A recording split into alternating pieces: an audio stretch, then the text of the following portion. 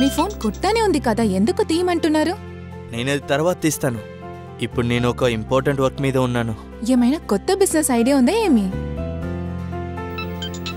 కానీ ఎవరు ఫోన్ చేస్తానే ఉంటున్నారే. ఫినాన్సింగ్ మార్కెట్లో ట్రేడింగ్ కోసం కొంచెం అప్పు చేశాను, అందుకే వాళ్ళు నాకు ఫోన్ చేస్తూ ఉన్నారు. లోన్?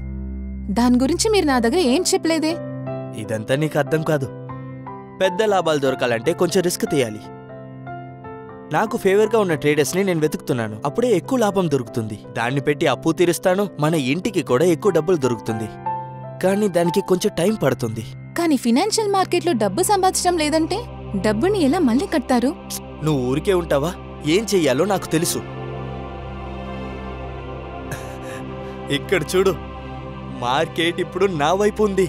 మార్కెట్లో లాభాన్ని మాత్రమే కాదు, నష్టాన్ని కూడా తీసుకొస్తాయి బాబు. ట్రేడింగ్ కోసం అప్పు చేసేది తెలివైన వాళ్ళు చేసే పని కాదు. ట్రేడింగ్ చేయడానికి ముందు దాని గురించి నువ్వు రీసెర్చ్ చేసావా? నేను రీసెర్చ్లో మాత్రం సమయం కేటాయిస్తే ట్రేడింగ్ చేసే ఛాన్స్ని వదులుకుంటాను. అందువల్లే నేను చాలా సోషల్ మీడియా ఛానల్స్కి సబ్స్క్రైబ్ చేశాను.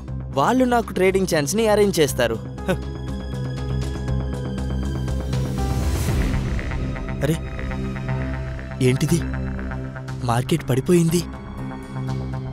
ఇలా వెళ్తే అన్నీ పోతుంది. ఈసారి చాలా లాభం ఇంటికి వస్తుంది అనుకున్నాను. ఇప్పుడు ఎలా నేను అప్పు తీరుస్తాను? ఓరి దేవుడా! వెంటనే లాభం సంపాదించాలన్న దురాశ నష్టానికే దారితీస్తుంది. అన్రిజిస్టర్ అడ్వైజరు ఆ అనలిటిక్స్ ఇచ్చే ట్రేడింగ్ టిప్స్ని మీరు అస్సలు నమ్మొద్దు. ట్రేడింగ్ చేయడానికి ముందు మీరు బాగా రీసెర్చ్ చేయండి. తెలివిగా ఉండండి. తెలివిగా పెట్టుబడులు పెట్టండి.